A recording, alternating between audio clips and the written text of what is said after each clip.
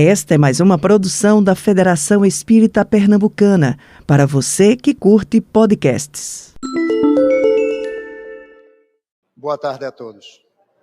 É com imensa alegria que nós recebemos o convite da nossa querida FEP, através da nossa querida Maria José, para podermos vir estudar o Evangelho de Jesus à luz da doutrina dos Espíritos. Permita a Deus que, enquanto nós estivermos com o pensamento elevado ao alto, que nós possamos sentir a presença de Jesus junto a nós. Pois foi Ele mesmo que asseverou que quando duas ou mais pessoas estivessem reunidas no sentido de se melhorarem para melhor servir, lá Ele estaria presente. Com certeza Ele passou bem cedo, preparou o ambiente, deixou uma equipe de espíritos abnegados que nos recepcionaram logo na entrada, nos acompanharam até o assento e desde então já estão trabalhando em torno de nós, retirando energias grosseiras, fruto dos nossos pensamentos ainda muito inferiorizados e nos envolvendo com bênçãos amorosas, despertando em nós a fé e a esperança. Como disse nosso irmão, sou Júlio Galamba, trabalhador da Associação Espírita Casa dos Humildes, aluno da FEP, do EAD, onde tenho a honra de ter o amigo Ranieri como meu facilitador. E estamos aqui para podermos trazer um pouco da importância, da grandiosidade deste homem, que muitas vezes nós nos esquecemos de colocá-los nas nossas orações de agradecimento. Jesus disse para nós sermos perfeitos como perfeito é o nosso Pai. Fomos criados espíritos simples e ignorantes, mas para atingirmos essa perfeição, nós precisamos de exemplos, de orientações, de informações. E a primeira informação que nós recebemos veio através de Moisés nos trazer que nós somos todos irmãos, filhos de um único Pai. Então, não importa se a gente gosta ou não gosta da cor da pele, da sexualidade, da nacionalidade ou da religião, é seu irmão. Ponto final.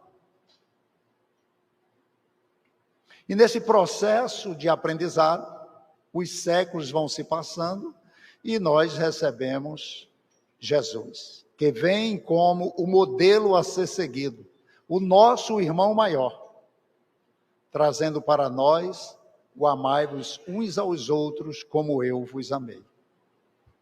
Mas narra lá em João, no capítulo 14, versículo 15, aonde Jesus diz: se me amais, guardai os meus mandamentos, e eu rogarei a meu Pai, e ele vos enviará um outro Consolador, que estará eternamente convosco, o Espírito de verdade. E a doutrina espírita, ela nos convida ao raciocínio, ao entendimento, para que a fé seja consolidada. O que é que poderia ficar com alguém que lhe foi dado para ficar eternamente? O conhecimento. Conhecereis a verdade e a verdade vos libertará. Então a doutrina espírita, ela vai revelar para nós a existência dos espíritos que sempre existiram. Jesus é o primeiro a dar esse exemplo da imortalidade da alma, quando 3 dias após a sua morte, ele surge fulgurante, vivo, e passa 40 dias e 40 noites caminhando junto com os apóstolos. Mas Humberto de Campos, lá em Cartas e Crônicas, ele traz uma mensagem interessante. A promessa do mestre estava a ser cumprida.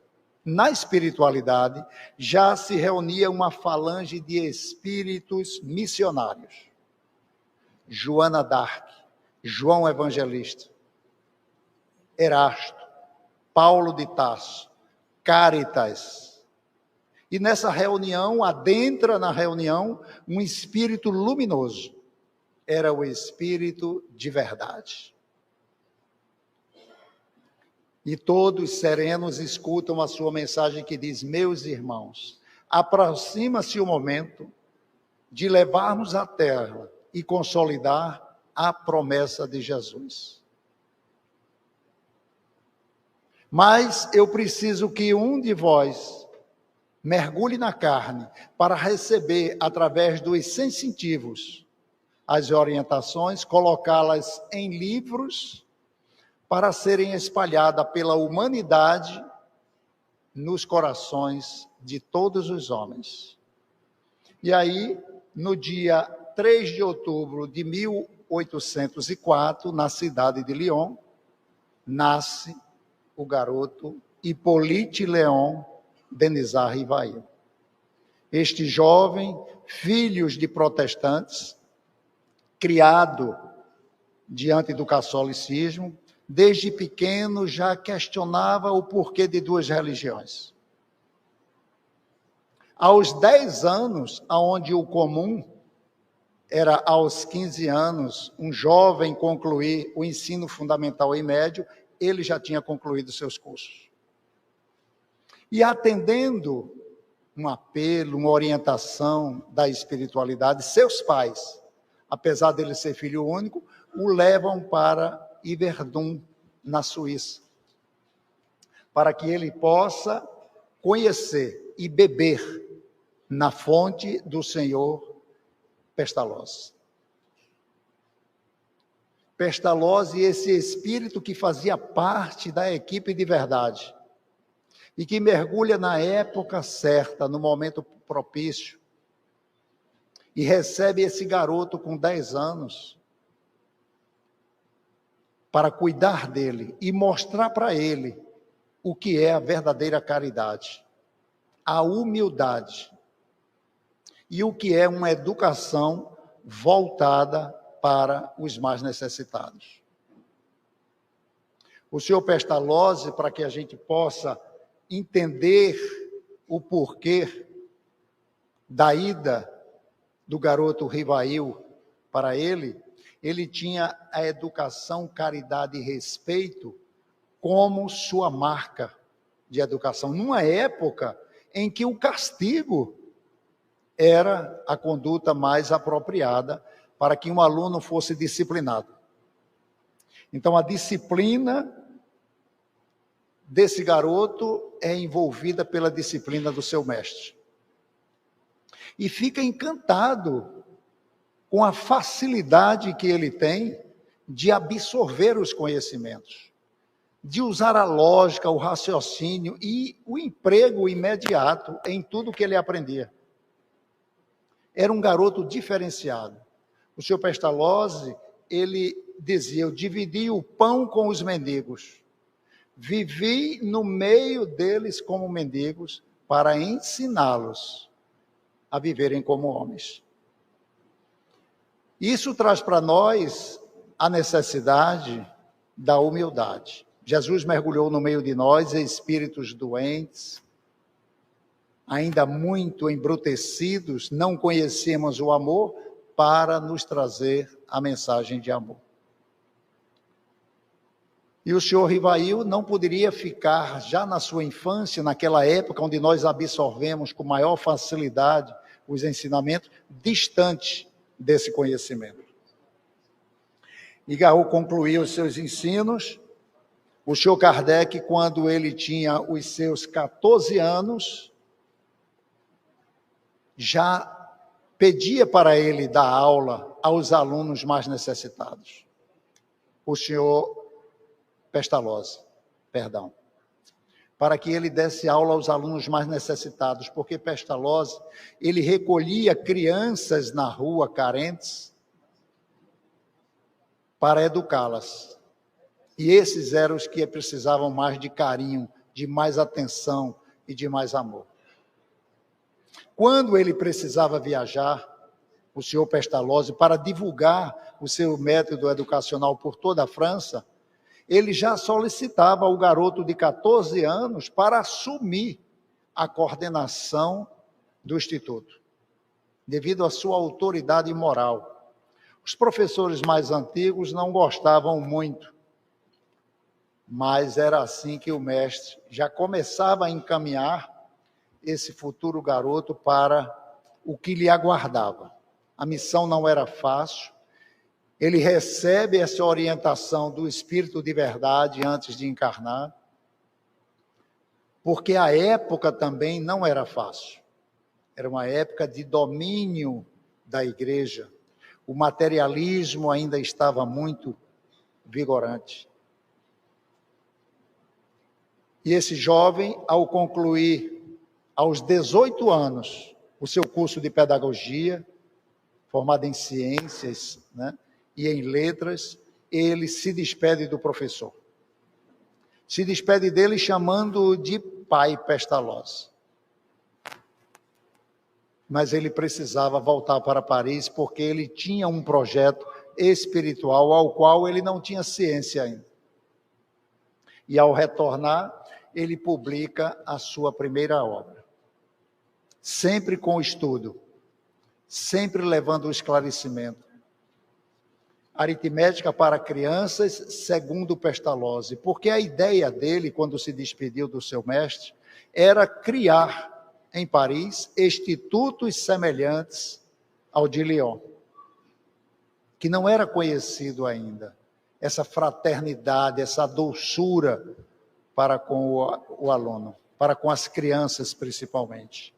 Então, é através desse processo de conhecimento e divulgação da espiritualidade, através do ensino, que o senhor Denisard Rivail vai crescendo. Se envolve logo quando chega na França, dentro das sociedades de estudo parisienses, das artes, da literatura, da ciência, da filosofia. E começa a publicar suas obras, essas para ele poder formar-se numa academia de erudição da realeza de Paris, onde lá ele publica uma obra intitulada, né, Qual o sistema de estudo mais em harmonia com as necessidades da época, e ganha uma honra ao mérito, é laureado. Porque todas essas publicações eram analisadas pelas faculdades. E para ele receber essa honraria, foi preciso ele passar pelo crivo dos homens de ciência. Isso ele jovem, com seus 20 anos.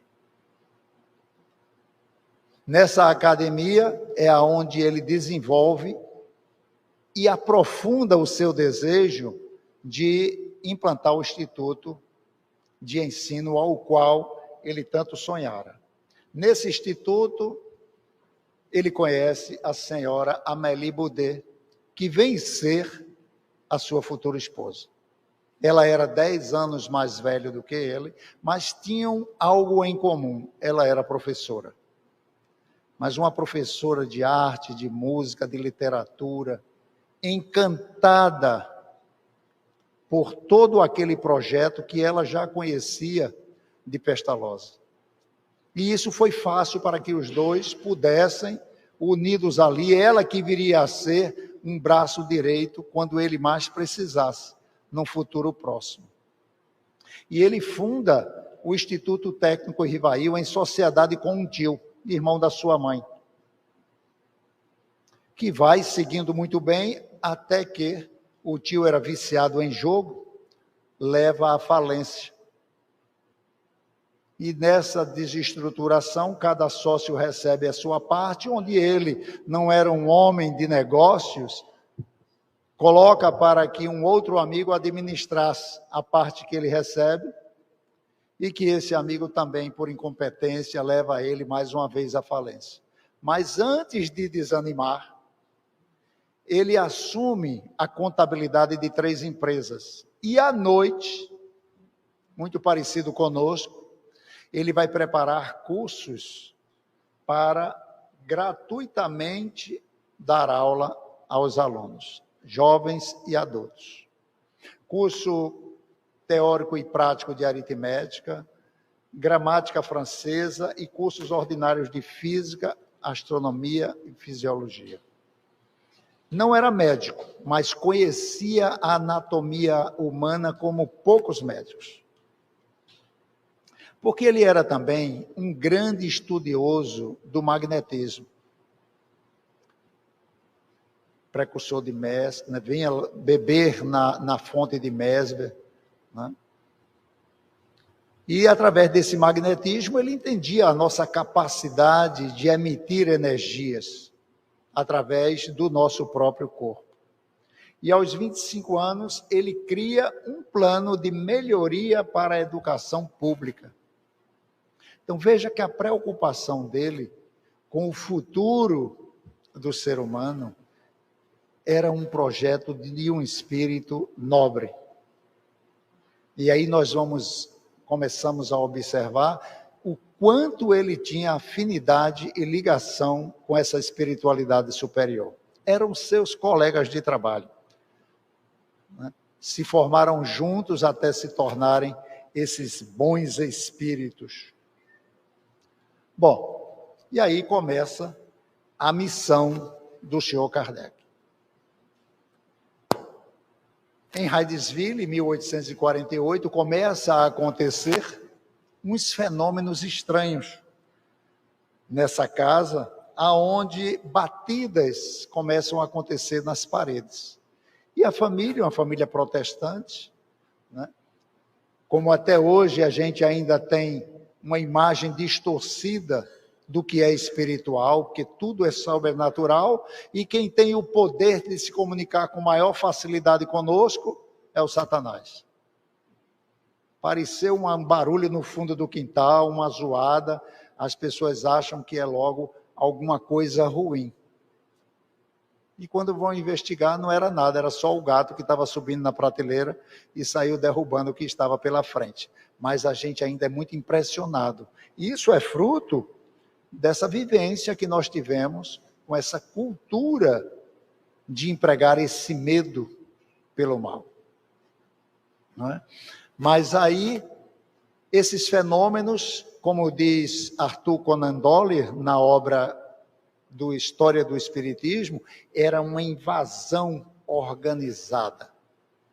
Uma invasão organizada em todo o planeta. Os espíritos decidiram agora definitivamente se mostrarem para nós, que sempre estiveram ao nosso lado. A humanidade encarnada e a humanidade desencarnada. Basta a gente lembrar, é porque na época a gente achava maravilhoso, bonito, translúcido, parecia um anjo, Jesus ao lado de Moisés e Elias. Moisés tinha morrido há 2000 anos, Elias há 800 anos. Mas a gente nem atenou para isso, são 3 espíritos. Então, quer dizer, foi preciso depois Jesus, que deixou muita sede, muita fome quando estava para partir, os apóstolos ficaram enlouquecidos, porque quando ele prometeu que nos enviaria um outro Consolador, surge. Mas foi preciso também ficar 40 dias e 40 noites caminhando com eles. Mas mesmo assim, Tomé ainda não acreditou que era Jesus. Ainda não acreditou que era Jesus. Esse toque em Tomé é para que nós, espíritas, ou que estamos simpatizando com a doutrina espírita, busquemos através do estudo, através da lógica, da razão, perceber se aquilo faz sentido para a minha vida. Porque se fizer sentido, eu tenho que tirar de mim aquele espírito que contesta tudo. Porque isso já foi feito. Já contestaram as verdades espirituais. O senhor Kardec só publicou o que era autorizado pela equipe espiritual. Nada ele publicou porque ele achava. E esses fenômenos não chegam na França, em Paris. As mesas começam a se movimentar. E ele era convidado pelos seus colegas de universidade para ir ver esses fenômenos. Mas isso é muito natural. Qualquer pessoa pode, com seu magnetismo, movimentar um objeto. Várias pessoas reunidas movimentam um objeto mais pesado. Até que foi trazido para ele a informação de que as mesas estavam respondendo perguntas. Então ele vai fazer algumas dessas observações e é levado para a casa do senhor Fortier, senhora Planemazon, amigos deles diletos, de confiança, onde eles já não estavam mais utilizando a mesa, eles usavam pranchetas e cestos, onde colocavam um lápis preso na ponta, colocava a mão do magnetizador e ali escrevia nas lousas, nos papéis. Mas diferente dos outros estudiosos, os homens de ciência, imediatamente ele tira uma conclusão: isso é um fenômeno inteligente, tem que ter uma inteligência por trás. O magnetismo por si só não é inteligente.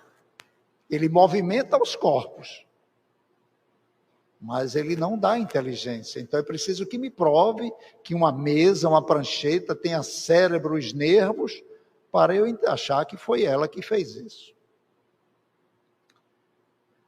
Ora, se os espíritos podem movimentar uma prancheta, por que eles não podem movimentar a mão de alguém que esteja pegando na caneta? E aí a gente traz, e não poderia ficar de fora, em palestra nenhuma, ao nosso querido Chico Xavier. Esse homem que dedicou a sua vida à espiritualidade, disciplina, de estar sempre a serviço dos espíritos, em nosso benefício. Não era em benefício dele, pelo contrário. Ele não tinha hora para nada para ele. Absolutamente nenhuma. Eu acho que quando ele dormia, não é porque os espíritos permitiam, não. Acho que ele desmaiava. Aí não tinha jeito. Acabou-se as forças. Não tinha jeito. Ó, o homem desmaiou. Não tinha hora para começar nem para terminar. E isso trabalhando também no seu trabalho para ganhar o seu ganha-pão. Trabalhava o dia inteiro e virava as noites a serviço dos espíritos. Então o senhor Kardec, quando vai na casa do senhor Partier e da senhora Planemazon, ele agora começa a conversar diretamente com os espíritos. E nesse diálogo com os espíritos, ele vai aprofundando, vai tirando o proveito que ele pode. Inclusive, quem são vocês? Nós somos as almas dos homens que viviam na Terra. E aí isso traz para ele um outro diferencial que é importante a gente também estar atento. Não acrediteis em todos os espíritos, de Santo Agostinho. Porque não é o fato de estar desencarnado que ele sabe de tudo. Se ele era um homem ignorante, ele desencarna um espírito ignorante. E assim sucessivamente. Letrado, drogado, embrutecido, furioso. Ele sai apenas do corpo, do mesmo jeito que ele estava. Porque a morte simplesmente não existe. Então, se preparar para a morte, que é isso que nós estamos fazendo aqui agora, para morrer bem, para voltar bem, fazer uma viagem confortável, agradável, já se encontrando com aqueles que a gente ama, com aqueles que a gente quer bem, nós estamos criando esse hábito de pensar no bem, para falar no bem e agir no bem. Então, quando o senhor Allan Kardec, o senhor Hippolyte, começa a fazer a análise desses espíritos, ele decide que a sociedade precisava conhecer esse material, porque a princípio ele estava apenas se instruindo, mas a instrução agora tinha que ser para todos, não era para ele. Então, na época certa, mesmo ele sabendo que a obra não estava completa, algo dentro dele dizia, ele publica com com 501 perguntas, primeira publicação, que é quando surgem para nós a doutrina dos Espíritos. Que é uma observação para os que estão chegando pela primeira vez. E é comum alguém perguntar para a gente, quando a gente diz que é espírita, se nós somos espíritas kardecistas. Já ouviram falar isso, não já? Nós somos apenas espíritas. Porque não existe 3, 4, 5 denominação de espírita. Apenas um. Nem somos espíritas de mesa branca. A mesa é de qualquer cor. Porque existe uma ideia equivocada de que quem conversa com os espíritos, quem vê espíritos, quem escuta os espíritos, psicografa, é espírita. E pode ser um materialista, um ateu, um padre, uma feira. É apenas médium. Somente isso. Médium. A pessoa que tem a faculdade de dar aos espíritos a oportunidade de se comunicarem mais facilmente. Então, quando ele publica essa questão, ele continua trabalhando e recebe a sugestão da espiritualidade dele publicar um jornal. Mensalmente ele colocava na Sociedade Espírita de Paris um jornal com orientações dos espíritos e fazendo perguntas também, para que ele recebesse de volta através de cartas, numa época do Sr. Kardec que não existia eletricidade. Tudo isso era na vela ali, no candeeiro, não tinha nem vela, candeeiro, na lamparina, né, virando noite e estudando. E ele recebia 1000 cartas, trazendo assuntos, psicografias de alguns médiuns, isso na Europa e no mundo inteiro.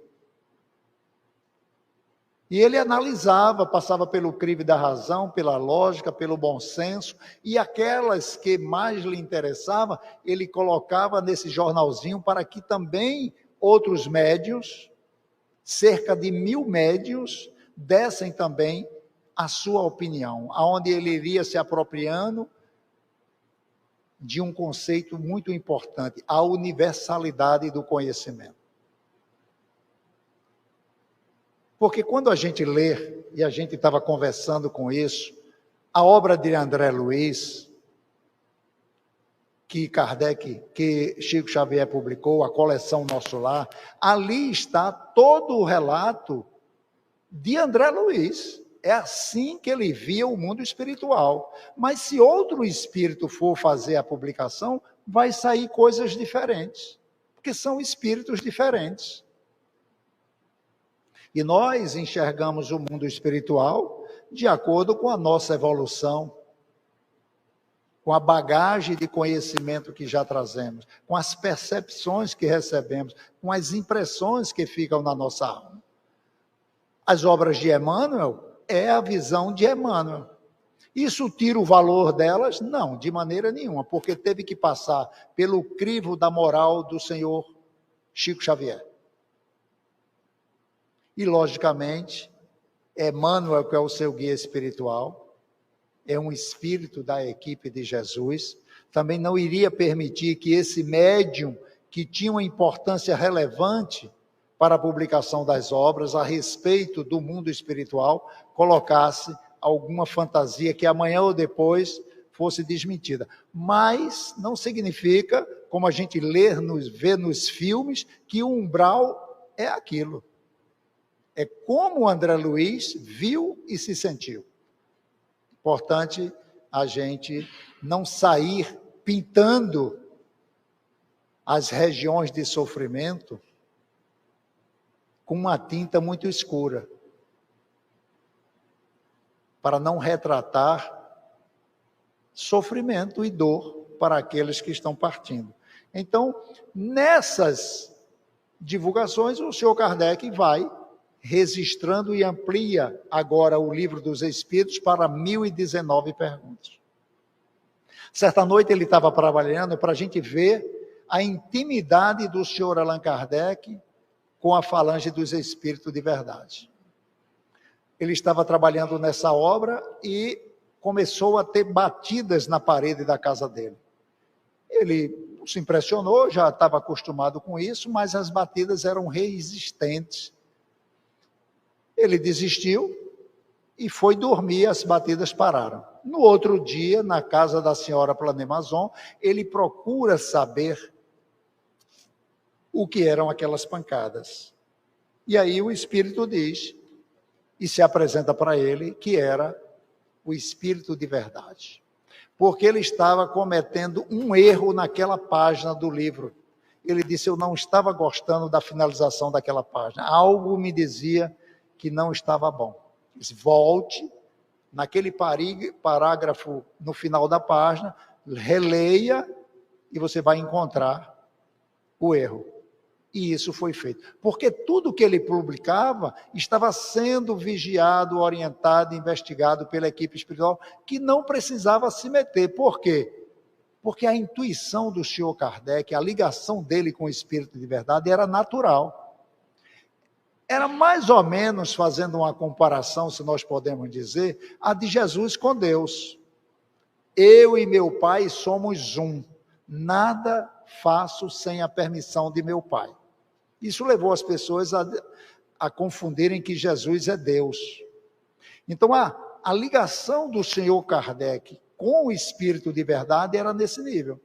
Quando ele destoava, que só aconteceu essa vez, ele foi chamado a atenção e orientado, porque a doutrina é dos Espíritos, não é de Kardec. Bom,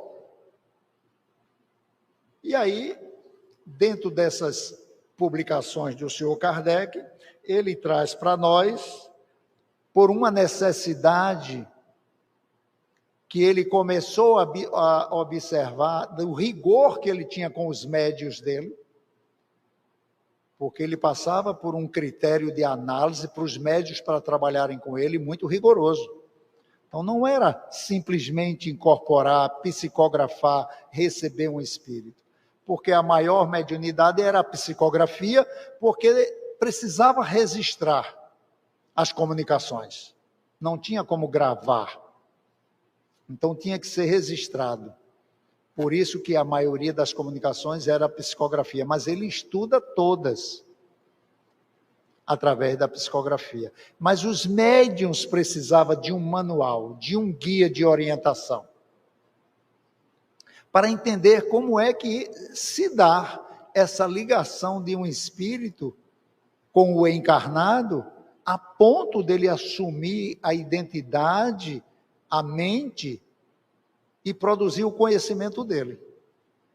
Porque a ideia, e a gente viu naquele filme Ghost, que ele faz de propósito, porque Hollywood precisa materializar uma informação, né? O espírito entra no corpo, aquilo não existe, pessoal. Nós estamos presos ao nosso corpo, molécula a molécula. Alguns de nós dois, ela não. A gente já não consegue correr com tanta velocidade. Porque alguns desses laços do espírito com a matéria já estão mais enfraquecidos, já estão mais desgastados. É natural, porque a gente vai se desligar desse corpo 100%. Vamos voltar a ser o que nós somos, espíritos.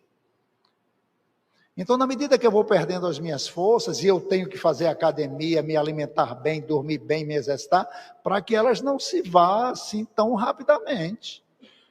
Que elas possam ir naturalmente. E é eu dizendo, quando eu me alimento bem, quando eu me exercito, quando eu durmo bem, quando eu começo a tirar da minha vida as substâncias tóxicas, sou eu dizendo para Deus, eu não quero me suicidar, eu quero continuar vivo. Porque para estar vivo, não precisa estar preso ao corpo, não. Quando eu estou vivo, eu tenho um projeto de vida. Eu não cedo ao que o dia me oferece, não. Eu já sei o que é o que eu vou fazer amanhã. Está projetado. Pode aparecer uma surpresa ou outra, porque a gente vive em sociedade. E quem é aposentado e a mulher aposentada, meu Deus do céu, não falta o que fazer dentro de casa. Não pode ver você sentado. Mas faz parte. Todos os homens dizem que é assim, então já acho bom. Já não acho ruim. Não é? Sentou, está pingando a torneira lá atrás, no muro.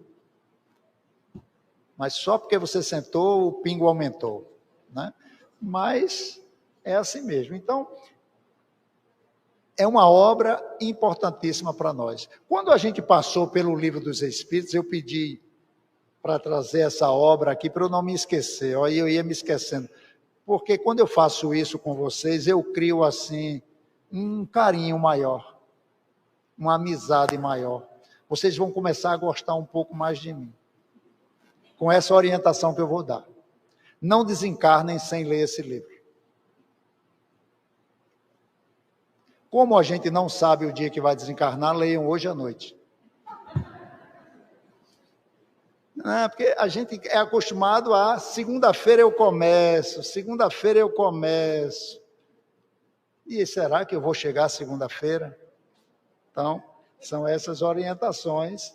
Bom, e aí o senhor Kardec, nessa obra, essa obra que é nossa obra de cabeceira, onde nós implantamos o Evangelho no lar, ele traz para nós que, a princípio, ele lançou essa obra como uma imitação do Evangelho.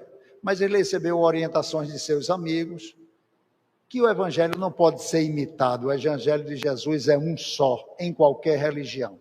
E aí ele usa o bom senso, a humildade e cede e coloca o Evangelho segundo o Espiritismo. Por que segundo o Espiritismo? Porque ele traz o mesmo Evangelho de João, Marcos, Lucas e Mateus. Mas os Espíritos fazem comentários sobre aqueles temas que Jesus falou em parábolas, para que a gente pudesse tirar o véu que encobria o espírito da letra. Porque Jesus falou muita coisa e muitos de nós somos cristãos, conhecem os evangelhos, mas não praticam. Porque é mais uma obrigação religiosa. Eu ir para a igreja, e muitos de nós vêm para o centro espírita naquele dia, não, é o dia de eu ir para o centro. Ainda repetindo o seu ritual quando estava na sua igreja. Mas com o tempo, a gente vai percebendo que nós começamos a levar o centro para dentro de casa, para a nossa vida. A doutrina espírita, ela vai tomando conta da gente de uma maneira tal que você não consegue fazer mais nada sem se preocupar se é bom, se vale a pena,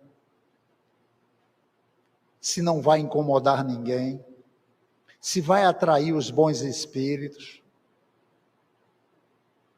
Começamos a perceber a vida espiritual junto de nós sem ser médio ostensivo. Então, quando o senhor Kardec ele se isola para poder trabalhar nessa obra, ele precisava estar longe daquelas cartas, né, dos amigos visitando a sua casa, né?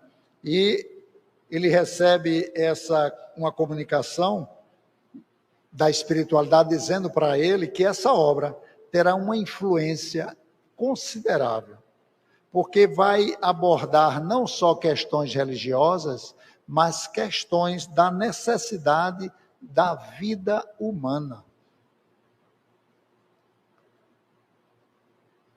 Muitas pessoas abrem o Evangelho segundo o Espiritismo aleatório para fazer o Evangelho no lar. Que quem não souber ou não consegue, pede ajuda aos trabalhadores da federação e sempre tem uma alma pecadora que diz, eu quero melhorar e vai lá lhe ajudar. Não é nenhum santo não, porque aqui não tem nenhum santo.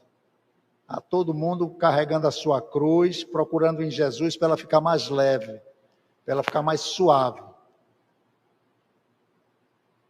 Daí esse nosso desejo de estar sempre absorvendo os ensinamentos do médium. Mas tem pessoas que lê também o Evangelho seguidamente, não tem problema nenhum. Um dia por semana, naquela mesma hora, recebe a visita da equipe espiritual, que dá um passe em todos, fluidifica a água, faz um comentário. Os primeiros 10 anos de implante do Evangelho no lar, eu não sei na casa de vocês, mas na minha deu trabalho. Porque quando abri o Evangelho, aí eu dizia para a mulher, tá vendo? É para tu. Os primeiros 10 anos é a gente enxergando o defeito dos outros, até que a ficha cai e diz, não, essa mensagem da campanha do quilo que você recebeu no meio da rua é para você. Aí já pega, vou levar para fulano. Alguém está dizendo, fulano devia estar aqui hoje. Não, quem devia estar aqui era a gente. Quando fulano estiver preparado, o guia espiritual vai trazer ele. E se não for para aqui, vai ser para a Assembleia, para a Igreja Católica, para a Umbanda, vai ser para qualquer lugar onde ele se sinta bem, feliz, se torne uma pessoa melhor. Porque Deus está em todos os lugares. O problema de abrir o Evangelho segundo o Espiritismo a esmo é que quando cai um tema, 3 evangelhos seguidos, a gente acha que ele está viciado. Principalmente quando cai o tema, a paciência. Meu Deus do céu, só cai a paciência.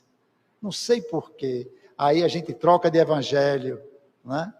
Aí quando abre o outro, orai pelos que te perseguem, ora pelos que te caluniam, ama teu inimigo. Aí assim, não, peraí, vou mudar o livro, vou arrumar outro, né? E assim, o senhor Allan Kardec, agora ele traz para nós nessa obra a justiça divina. São os próprios espíritos agora, a alma dos homens que viviam na Terra, trazer para nós essa universalidade de aptidões. Espíritos suicidas, religiosos, espíritos bons, espíritos abnegados. Vem explicar para nós o que é o céu, o que é o inferno, os anjos, os demônios, à luz da doutrina dos espíritos. É uma obra fantástica. Quem não leu ainda, leia amanhã de noite, porque hoje vai ser o livro dos Espíritos, né? E a Gênesis, né, que vem trazer para nós os milagres e as predições, a criação do mundo, a criação dos espíritos. E lá no finalzinho, na segunda parte, que é a parte onde a gente gosta mais, porque vem trazer os milagres de Jesus, as curas que Jesus fez. A primeira parte é a parte mais científica, que tem pessoas que têm dificuldade, mas é importante tomar conta dela. E aí nós temos o Pentateuco kardeciano. São os 5 livros básicos, mas a gente tem também as viagens do senhor Allan Kardec, onde ele ia divulgar livretos para divulgar e ouvir a opinião da sociedade. O que é Espiritismo, onde ele faz um resumo bem fininho, bom para dar de presente, um resumo do Livro dos Médiuns, do Livro dos Espíritos e tais, a biografia do senhor Kardec. E obras póstumas, que o nome já diz, foi publicado após a sua morte, onde relata toda a sua vivência, seu encontro com o Espírito de verdade, a sua missão, os percalços que ele enfrentou, os amigos deram as costas para ele. E no dia 31 de março de 1869, ele sofre de um aneurisma em casa. E lá no seu dome, os amigos escrevem: nascer, morrer, renascer ainda, progredir sempre. Esta é a lei.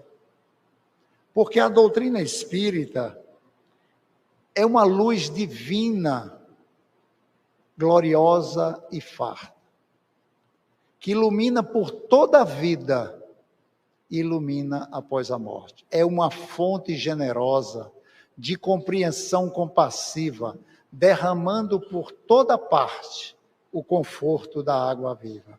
É uma árvore verde, farta, de frutos de bondade e de esperança. Então, se busca o Espiritismo, norteia-te em tua luz, porque o Espiritismo é a escola, mas o mestre amado é Jesus. Eu agradeço o carinho de vocês, as vibrações amorosas, que nós possamos continuar orando uns pelos outros, orando pelo nosso país, pela humanidade, pelos nossos irmãos que estão em guerra, para que eles sintam a presença da paz de Jesus e lutem por ela. Muita paz. Você ouviu o podcast da Federação Espírita Pernambucana.